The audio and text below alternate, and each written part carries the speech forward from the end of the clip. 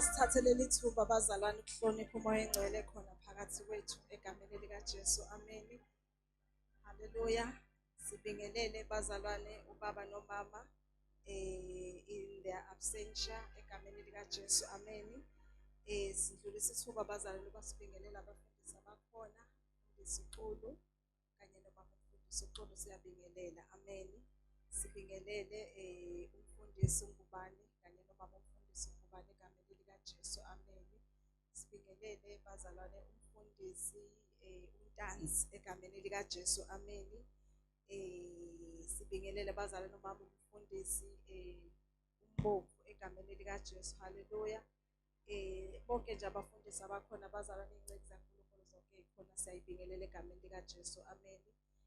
Sibingelele bazalwane okhulu, ogogo, obaba, omama, intombi, insizwa, media team, worshipers, siyabingelela, hlabelela kamnandi. Amen.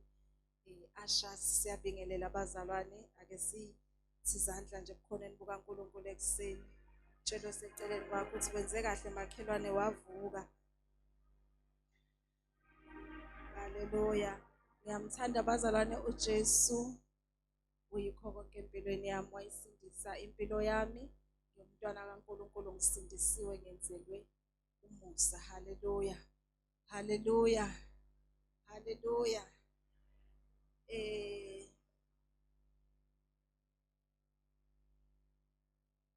Sofunda bazalwane izwi likaNkulunkulu ngokukaLuke chapter 1.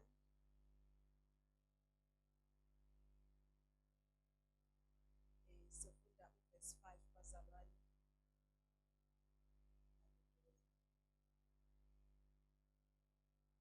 Ngicela benifundele.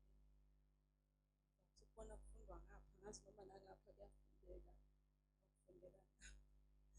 Luke chapter 1 soqala verse 5 sizoba sisemawusuzweni.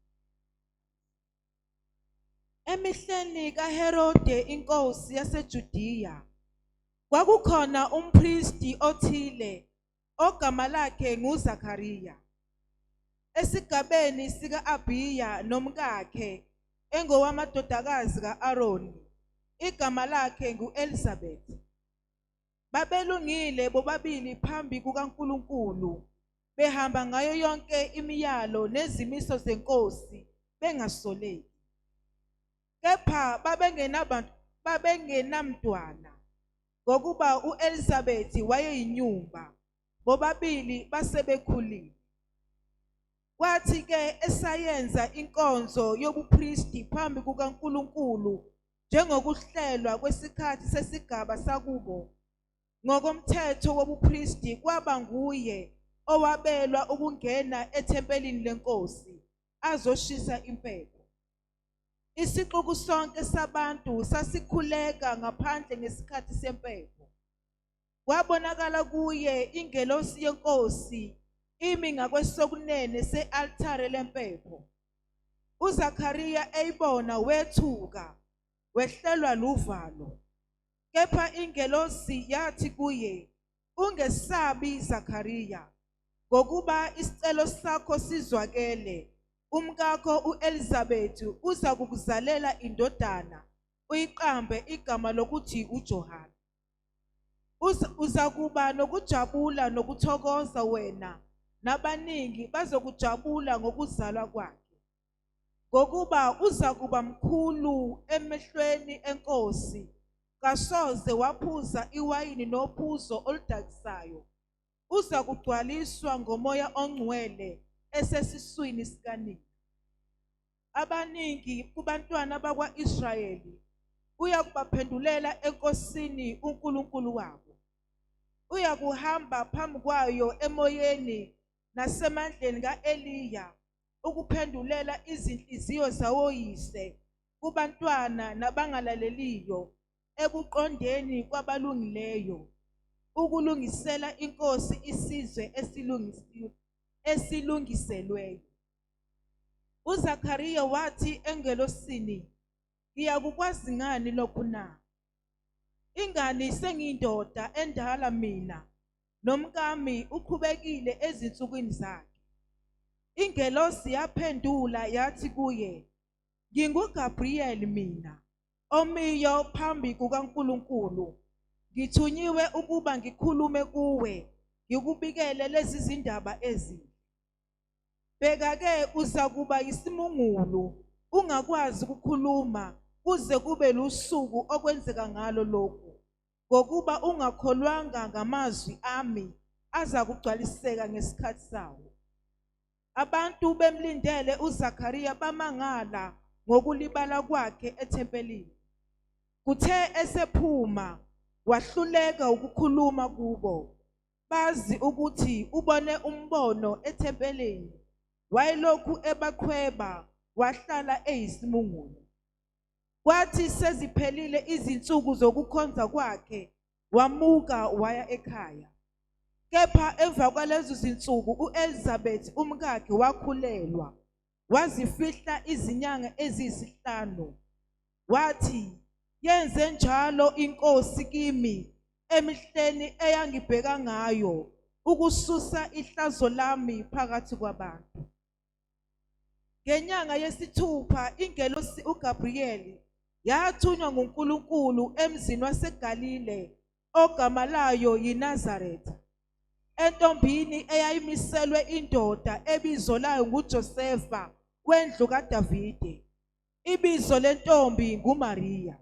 Ngisacela sisi ungiphendela u-5 and 6 bese ngiyathandaza. Emihleni kaHerode inkosi yaseJudiya kwakukhona umpristi othile ogama lakhe nguZakhariya, esigabeni sika-Abiya nomkakhe, engowamadodakazi ka-Aroni, igama lakhe ngu-Elizabeth.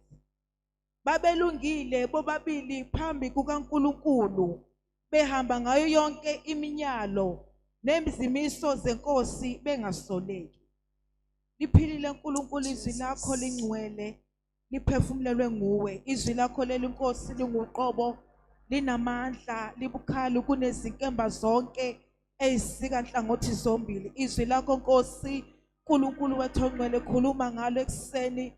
Siyayithumba ingqondo yethu, sithumbele ekulaleleni izwi lakho njengoNkulunkulu. Khuluma inhliziyo yakho, dala okusha ngalo phezu kwempilo zethu, egameni elihle leNkosi yethu Jesu. Thank you. Sibingelele futhi abangene sesiqalile egameni likaJesu. Amen bazalwane. Siyafunda abazalwane la izwi likaNkulunkulu kuLuke chapter 1 verse 5. Amen. Siqale verse 5. The reason bengifuna afunde konke bengenzela ukuthi sibe nokuthola i-background. Hallelujah. So uma sifunda abazalwane la sithola ngalabazalwane laba ababili. Amen bazalwane. But kunalomzalwane lo, ake uthi umzalwane.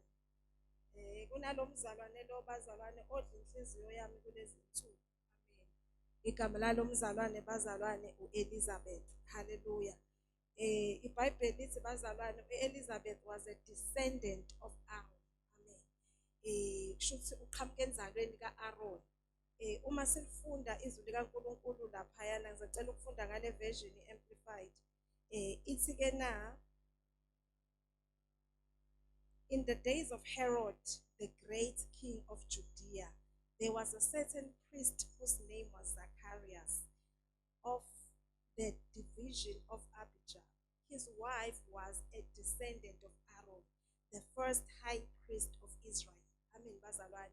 Liyachaza izwi likaNkulunkulu laphana ukuthi uElizabeth was a descendant of Aaron.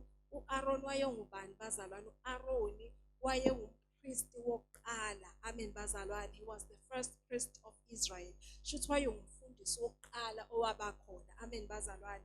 Uma izwi lichaza bazalwane lithi now this lady uElizabeth ushade nompristi futhi. Amen bazalwane. Uma eshade nompristi, umpristi wakhe ashade naye igama lakhe ubani bazalwane? Zachariah. Now the Bible says bazalwane, both of them were righteous before the Lord. Both of them babenza kahle phambi kaNkulunkulu. Bobabili babemkhonza uNkulunkulu. Amen bazalwane. Bobabili babethandaza, bobabili babenikela, bobabili babenza yonke into eyayifanele. Babeya endlini kaNkulunkulu beyosave uNkulunkulu. Amen bazalwane. Bengasevi kuphela uNkulunkulu kodwa serving the people as well. Lithi izwi likaNkulunkulu bazalwane, kodwa they were childless because Elizabeth was barren. Amen bazalwane. Seliyachaza ke futhi izwi likaNkulunkulu lithi hawu kahle kahle into eyenzakalayo la labantu abanangane. Inkinga uye futhi lo sisi lo uElizabeth oyinkinga. Amen bazalwane. Lo sisi lo Elizabeth lithi izwi likaNkulunkulu unenkinga because she was barren. If umuntu ebarren khona ke walichaza lelizwi sasi kwinkonzo lesivamisa ukuba nayo weekly, wathi it's when you are unable to do something, uma ungakwazi ukwenza into abanye abantu beyenza. Lithi izwi likaNkulunkulu ke bazalwane, basesebengakanani bazalwane?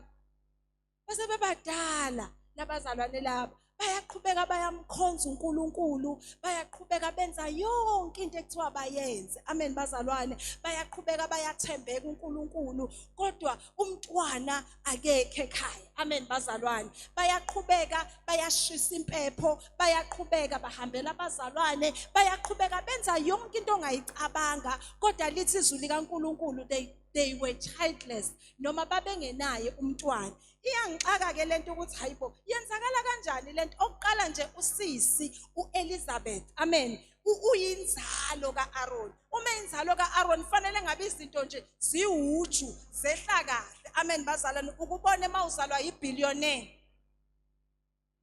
awucabanga uzalwa yibillionaire bese wena ungabi naye imali, awucabanga ukuthi into engaba kanjani leyo. Kodwa nali izwi likaNkulunkulu lithi uElizabeth was a descendant, uyinzalo kababazalwane kaAaron, uyinzalo yomuntu wayekade ekhuluma noNkulunkulu, naye wahamba kuloyo line. It's not like wa-off rampa, naye wahamba kuloyo line waqhubeka wamkhonza uNkulunkulu. Kodwa izwi likaNkulunkulu lithi bazalwane, bobabili babenjani? Babengenabantwana. Amen bazalwane. And I like bazalwane the Bible when it says that they were both approved. Uma ufunda la lithi verse 6, they were both righteous, approved in the sight of God. The word righteous bazalwane lisho ukuthi wenza into elungileyo. Ngibona izandla ekseni. Wenza into enjani bazalwane? Elungile. Wenza into ekufanele ngabe uyayenza. Now, lithi izwi likaNkulunkulu bababili they were doing that. Amen bazalwane. Lithi they followed all the commandments or the requirements of the Lord. And ngiyalithanda izwi likaNkulunkulu ukuthi they were approved, blameless and righteous, not before abantu. Babengakwenza ukulunga kwabo kube phambi kwabantu, kodwa ukulunga kwabo babekwenza phambi kaNkulunkulu. Amen bazalwane. Shuthi konke babekwenza in the sight of God. Hallelujah. Isihloko sami benginaso namhlanje is being faithful. Sizogubha umkhosi wePhasika bazalwane. Uma sigubha umkhosi wePhasika, the Bible says bazalwane, our King uNkosi uJesu, he was crucified bazalwane. And when he was crucified, the Bible says that wavuka ngosuku lwesingaki. Wabethelwa ngosuku lwesingaki bazalwane lokuqala. Wathuleka esemathuneni ngosuku lwani? Uma kuthuleka ngosuku lwesibili, baningi ngokucabanga kwami ababeyitshela ukuthi kushuthi ayikho into esazokwenzeka. Baningi ababecabanga ukuthi hawu inkosi yethu ifile, mhlawumbe ife ngempela, mhlawumbe ngeke isavuka. Kodwa lithi izwi likaNkulunkulu ngosuku lwesithathu. Namhlanje Saturday ngokwalo 3 days bazalwane sila khona kwi-moment of silence. I-moment of silence isikhathi la khona kuthulekile. Ungqongqoza kodwa kunjani? Thuleka. Uphinde ungqongqoze. Ucabanga ukuthi khona ozovula ngale kodwa kuvele kunjani? Uthuleke.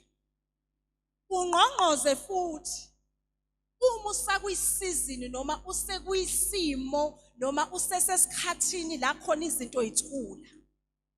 Uma usesesikhathini izinto la khona zingenzeki yithula khona ungaze uyisole wena. Ubuka ukuthi kanti yini inkosi errong ngami. Ngoba ngiyabona uyangqongqotha usibanibani usevuleliwe. Ngiyambona noSibanibani yena impela ufike emva kwami kodwa nangu ade ngqongqoza nje ngenyanga endlule nangu sevuleliwe. Mina Nkosi sengihlala iminyaka ngisangqongqoza angishintshile futhi iminyaka. Ngisangqongqoza kuwo wona lo othe angqongqoze kuwo. Kodwa ukungqongqoza kwami ngibona sengathi angazi noma bakhona yini abangale noma yingoba ngingqongqoza endaweni errong sikwi-season of an open door. La khona abantu nabantu left right and center beza nobufakazi. Beza nezinto uNkulunkulu azenzile kodwa mina ngisahlezi nje uNkulunkulu. Ngisakuthandaza mina uNkulunkulu. Kodwa why kuthulile? Lesi simo kade mina uNkulunkulu ngaqala ngispeaka. Kodwa kuthulelekeni ukuyi-season of silence usesukwini lesibili.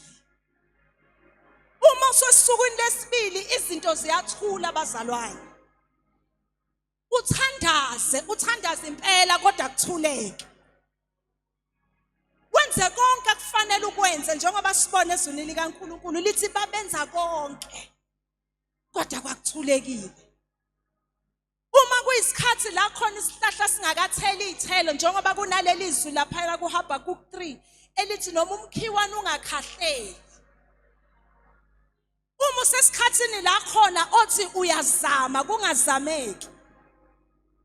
Kuke kwaba nesimo kusisa khona namanje. Khona into engiyifunayo engilokho engiyikhulekela. Sithi isikhathi lokho engiyikhulekela abazalwane. So uyazi mawukhulekela into isikhathi eside uzufike la khona othi wena ngathi ngabantu manje babuke engathi wena khona into engekho right ngawo. Uzufike la khona uzusaba uthi mawuhamba kube sengathi abantu bayabona ukuthi kahle kahle yini wena ungenza ukuthi nokuthi nokuthi. Kube ngathi abantu uyabezwa bayakhuluma bayakubuza kube ngathi nawe uyabona engathi yazi impendulo anginayo kahle kahle. Hallelujah. Uyibuza ukuthi kanti inkosi kuyoze kube yinini. I remember ngaze ngafikelwa isikhathi la khona ngizwe ukuthi yabona kulonyaka ake ngizama ukuphusha phela manje. Yazama ngiyaphusha. Uyabona uphusha ake uthi uphushe. Phushe. Uzama ukwenza izinto uzama ukuhlanganisa niyakhumbula izwi likaNkulunkulu unciphise kancane bhuti wami. Niyakhumbula izwi likaNkulunkulu Abraham noSara abazalwane. Belindele umntwana phambi kaNkulunkulu. Uma belindele umntwana phambi kaNkulunkulu uNkulunkulu ebathembisile ubani uIsaka. Kodwa lithi izwi likaNkulunkulu uNkulunkulu wayengabatshelanga ngoba uNkulunkulu akasitsheli bazalwane. Uyasitshela yini vele uNkulunkulu? Akasitsheli. uNkulunkulu wayengamtshelanga ukuthi umntwana wakho uzofika nini. Wayemtshelile nje kodwa ukuthi uzofika ngobani. Ilokho ayekushiya. Baze bangena esilingweni sokuthi bezame ngeindlela zabo. Ngoba babephusha. Ukufika nawe kuyisikhathi la khona ozubone sengathi mhlawumbe angizami ngokwanele. Ubone ngathi ngiyazama but maybe yimi ongazami ngokwanele mhlawumbe angithandazi ngokwanele. Mhlawumbe angifasti ngokwanele mhlawumbe angikhonzi ngokwanele. Kodwa ngizokutshela namhlanje ukuthi kusawusuku nje lesibili. Ayikho into wrong kusawusuku lesibili. Kunezinto ezenzeka ekusithekeni elithi izwi likaNkulunkulu uNkulunkulu will give us the treasures of darkness. There are things ezenzeka in the night season ezenzeka ebusuku ezenzeka uNkulunkulu la khona yabona ngathiwa nje manje yabona ngoba sivukile bekade silele ekhathi silele kunezinto uNkulunkulu ebezenza esingazazi esiyibona masivuka sithi hawu Nkosi kanti ubungihlelela ukuthi hawu kanti uNkulunkulu ukuthi ubungihlelele ngalolu suku. Amen bazalwane. Kodwa kunezinto ezenzeka eindaweni zemfihlakalo ekufanele zisenzeka singayishintshi indawo yethu. ngekhathi sisamlindile uNkulunkulu sisathandaza kodwa masingasuki la asimise khona ekufanele ukuthi nala khona sizama ukunqonqotha singavulelwa kodwa makuthiwa ngqonqoza kuwo lo mnyango musukusuka. Amen bazalwane. Ngake ngenza le example kwenye indawo ngikubone bazalwane mawuselayinini. Ivamise ukungenza lento eShoprite. Amen bazalwane ngiyaxolisa mawusebenza khona nokulisho legama. Amen. Ume elayinini ake uthi ume. Ubona ulayini loyana engathi uyashesha. Angithi usame kulo wena. Ume uphethe impahla zakho and angazi yenziwa angazi noma yenza mina ngedwa bazalwane lento ukuthi mawumile akuvamisile ubuke la uvamise ukubuka emaceleni.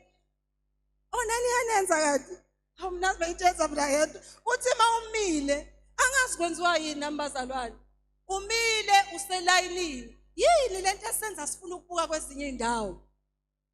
Nansi trolley yakho la mhlawumbe noma uphethe izinto eziwu2 futhi kuba worse kakhulu mawuphethe izinto ezincane. Uthi hayibo fanele ngabe sengishayela uyabona nomuntu wakhona uthi elokho eqalaza ulokho ebuka ngale abuke ngale abuka isikhathi uphethe izinto ufuna ukushaya aphuma hambe manje inkinga udelayed uyavimbezeleka.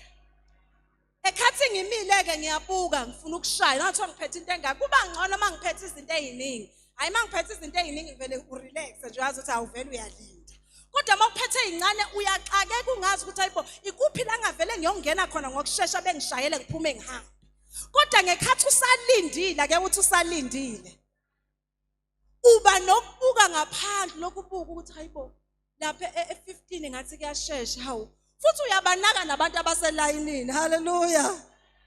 Angubani unake nokuthi hayi lo sisi lo begqoka isigqoko esibomvu hawu ade sishopha naye nje hawu nangesephuma uyabona uqalaza uthi nyaka uthi hayi ake ngisuke la uqhukula izinto zakho nakhe siyakubona usume kulo layini futhi nakhona ngisho usufikile kulo bekade ubona kusheshsha ufika uyama futhi uma usomile noma usomile ubuka ke manje la ubusuka khona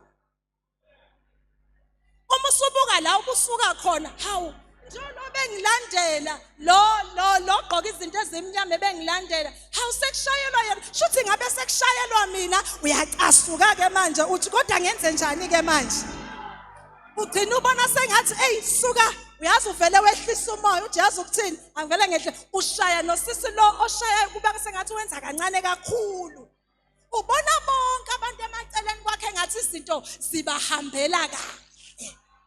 Haleluya. Ubona bonke abantu abaseduze kwakho uthi hayibo usibani mani angazi yini lesenza sinake angazi yini lesenza sinake kwezinye indawo engabe sinaka la sibizelwe khona angazi yini le esusi attention yethu sigcina sinaka. Amen bazalwane abanye abantu ababusisekayo emaceleni kwethu. Amen bazalwane. Lithi izwi likaNkulunkulu Elizabeth naye kwakunjalo awumcabange uyababona bayagona abone nangusegonile hawu Nkosi mina nje kade ngacela futhi hawu uzalwe kamumva lona nangusegonile mina ngakagoni umntwana kodwa lithi izwi likaNkulunkulu waqhubeka. Amen bazalwane. She remained amen bazalwane endaweni yakhe akazamuve. Ngizosho njalo bazalwane ngizothi ake sikhulekele faithfulness. Khulekela ukuba faithful la uNkulunkulu angibeke khona. Musukunaka la usuka khona ukuthi usuka kuphi inaka la uyakhona. Musuku ukuthi usuphumile kulo layini ubhizi ucabanga eminye imilayini ubuka abantu uma singake sidevelop iattitude yokubuka la siyakhona. Amen bazalwane. Ngisho isikhathi esisilindayo ungazi ubona sengathi asinakeki ngoba we have developed iattitude yokubuka la siyakhona. Kodwa into esenza sibe nokungahlaliseki kahle. Amen bazalwane. Ngoba sibuke emaceleni akupha amehla akhe ekseni ngaba kuyithethazi zabantu ngaba komakhelwane ngaba kontanga bakho ngabe amehlethu akokholiko sebenza nawo uthi hayi phela losiqashwe kanye naye ngabe ubuka abantu ozalwe kanye nabo ubuthi hayibo sebeqashiwe mina ngaqashwa. Ngabe amehlo ethu akuphi? Amen bazalwane. Ngabe abheke kuJesu. Amen bazalwane. Ngabe senza ukulunga phambi kaNkulunkulu noma amehlo ethu abheke all over the place. Yilento esenza sibe nalento ekuthiwa ukunganeliseki. Ngoba njalo masiyibuka uyibuka wena uyiqhathanisa nobani naloya. Hawu nikhona kuseni ongibuzela secela ukuthi ukhona kodwa makhelwane. Tani musukucasha. Sukucasha. Ubuka kuphi? Ake uyibuze. Ikuphi la ubuka khona? Ekhathi ngichaza lesimo sami lempendulo engakayitholi. Khona umunye umzalwane engangicela ngisize. Kuphi la ngabhala khona ngase ngabhala phansi. Ngoba wangisiza amen bazalwane. So ngiyacela ngithi manje sibanibani ngiyacela ungisize kungukuthi ngicabanga ukuthi futhi wa pick up ukuthi nginokutatazela. Sengifike la khona sengithi hayi ngeke phela Nkosi kufanele ngabe sekukhona okwenzakalile manje. Akwazi ukuthi sonke lesi sikhathi wonke umuntu okubukayo futhi isikhathi esiningi nabantu abasondela kuwe bavele bekukhumbuze leyo. Hawu kanti ukwenza nini ukuthi? Hawu usuke wazama lapha nalapha. Hawu ukuthi kukanjani? Ukuyibona leyo nto. Sikhona bazalwane. Ngisho ukuthi ngikhuluma ngedwa ekuseni. Nikhona maweshi?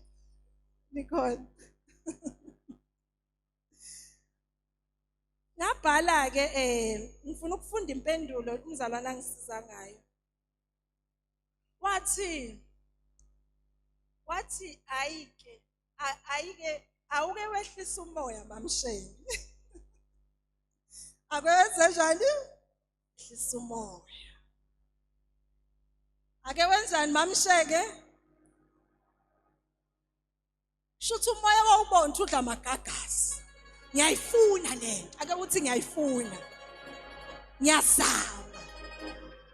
Uyabona mawuyitshelile sisimalindi uthi yabo by this time next year. Nangu by this time next year uyashaya. Ngihamba kuwo by this time next year.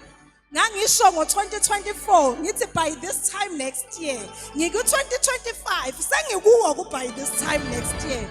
Ake wehlisa umoya mamsheke. Sibheke kahle. Uthi cause uma siphuthuma hleze sigeje necebo likaNkulunkulu.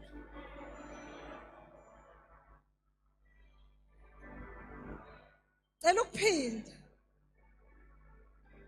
Ake wehlisa umoya yebo baba. Ake wehlisa umoya mamsheke. Ngizothi nakithi ake sehliseni umoya bazalwane. Sikhona ekseni. Uthi uma sesiphuthuma hleze sigeje necebo likaNkulunkulu. Ngiyaxakeka ukuthi kanti masiphuthuma shuthi kuyenzeka siligeje icebo. Yabona nami sengifuna ukuzofakaza, sengifuna ukuzonjani? Zofakaza. Ngingahle izinto ngizenze sengishesha kanti inkinga sengenze njani? Ngiyageja. Ngithola into. Ake uthi ngithola into. Ngithole kanjani? Ngabe ngithole lapha bekuthiwa angilinde khona yini? Noma ngishiya ulayini wami ngafuna ukuyoshaya kwenye indawo.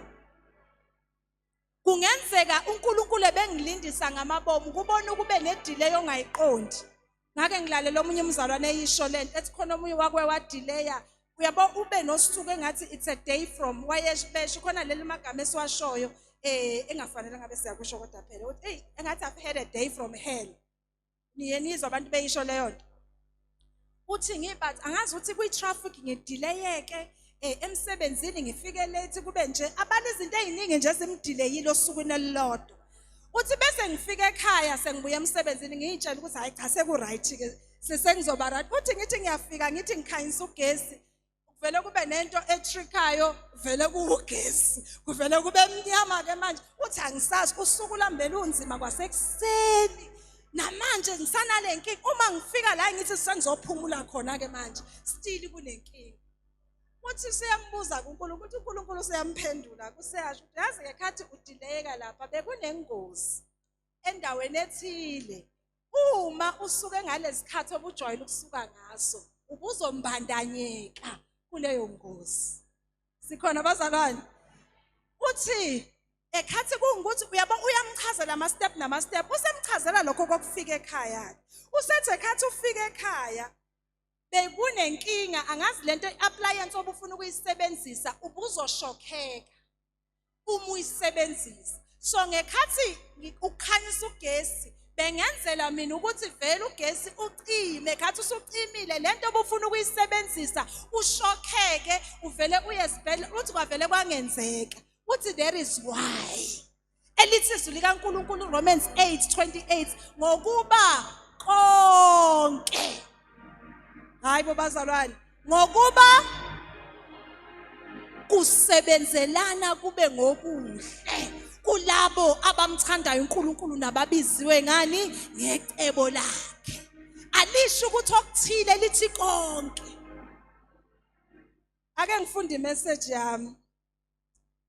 Awehlise umoya mamshenge. Amen. Because uma siphuthuma kungenzeka senze njani? Sigeja ini? Icebo. Niyabo bazalwane ukuthi yonke into inecebo likaNkulunkulu. Kwesinye isikhathi masifuna izinto ezipersonal siye siyitshela ukuthi icebo laNkulunkulu alikho involved. Kodwa siyabona ngabuka into bazalwane wayisiza uNkulunkulu impilo yami ngalomzalwane. Amen. Uthi sengiyamtshela ke ngiyaphendula ngicela nje ukushiya lokho okunye. Amen. Sengiyaphendula ngithi amen. Ngithi qinisile ngizokwenza njalo. Sengithi mina ngiyakholwa. Inkinga kade umuntu ebheka ake uthi kade lokhu bheka. Kade lokhu ngqongqoza. Kade lokhu icela inkosi. Kade lokhu ufuna ukuthi nokuthi. Yazi kwesinye isikhathi uzufinyelele la khona engathi ungaprofethwa. Kuthiwe nje wena sibanibani ogqoke into epink lapha ya iza. Woza. Uyabona uzukhuleka lo mthanda sengathi ngake kube njalo. uNkulunkulu uthi angikutshela ukuthi uyakulungisela into yakhe izolunga. Uyazi ngisho ukuthi ungathola lokho nje uzufika la khona ufisa khona engathi wena sisi lapha woza. Wena bani kuvele kunjani kungenzeki kanti usukulwani lwesibili. Akuthule ngamabomu ake sithi akuthule ngamabomu. Inkinga kusewusuku kodwa lesingaki kuthulekile. Amen bazalwane. Kade umuntu ebheka yikho sengihlasela nawe ukutatazela nje. Aphendula umuntu kaNkulunkulu athi I understand kuzolunga. Amen bazalwane. So kunjalo ke bazalwane ezimpilweni zethu. Ake ngibona amakholo ekseni. Ake ngibona amakholo. Olosingaka usuku. Hayibo olokuqala. Olesithathu. Olesingakho. Ingakho kunjani? Thulekile. Uyabona lemthandazo yakho ikhona. Futhi izwiwe. Ubona ngani? Uma ingelosi sikhuluma lapha yana noZakhariya. Ithi your prayers have been heard. Hayibo. Khona ngoba sengihlala iminyaka engaka ngingamthola umntwana kanti uzwakela lo mthandazo. Uyasitshela bazalwane ukuthi asiyeke ukuthandaza. Sinjani bazalwane? Awuyeke ukucela. Awuyeke ukungqongqoza. Awuyeke ukufuna. Kodwa kufanele ufike kuyipoint la khona othi ake ngifunde ukulinda ke manje. Sengithandazile ngacela angingagive up. Into eyenza uZakhariya la azavalwe umlomo ingoba kwathi noma sefika isikhathi sempendulo simfica yena usekulahlile ukukholwa. Uma sekulahlile ukukholwa ngoba icebo likaNkulunkulu uNkulunkulu ayingafuni linjani bazalwane liphazamiseke. Ake uthi liphazamiseke. wathi uNkulunkulu okay ke lo uzothelela lokungakholwa kwakhe unkosikazi wakhe akakathule. I'm sure wafika ekhaya bathe awaphuma amazwi. Awaphuma amazwi. Abhale phansi mhlawumbe wabhala phansi wabanika. Kuyacaca ukuthi uyaxakeka ukuthi kwenzakale ini mina lento ayishoyo. Hayi. Kwenzakale ini? Amen bazalwane. Wavala umlomo ngoba akakholwanga. Then unkosikazi wakhe nangempela wakhulelwa. Uma esekhulelwa amen bazalwane uyambonga uNkulunkulu osusa ihlazo. Umbongiswa yini? Ihlazo bazalwane yinto ashamed ngayo. Yinto othi noma uhambe emphakathini ukhonjwe ngayo. Thiwa nangi loyani ukubona ukuthi ubese emphakathini bonke abantu bawazi ama prayer items akho ngoba vela sobala. Akudingi bese bekubuze bayazi ukuthi hayi lo ufuna ukuthi lo ufuna ukuthi amen bazalwane. Kodwa lithi izwi likaNkulunkulu kwafika isikhathi la khona lisuswa ini bazalwane ihlazo. Kodwa lisuswa kanjani? Lisuswa ngoba she continued ukuma endaweni yakhe akazanyakazi. Ngiyathanda izwi likaNkulunkulu bazalwane malikhuluma ngomntwana wakhe uverse 15 lithi onqale 14 lithi you will have great joy and delight and many will rejoice over his birth. Sebesho ukuzala kukaJohane.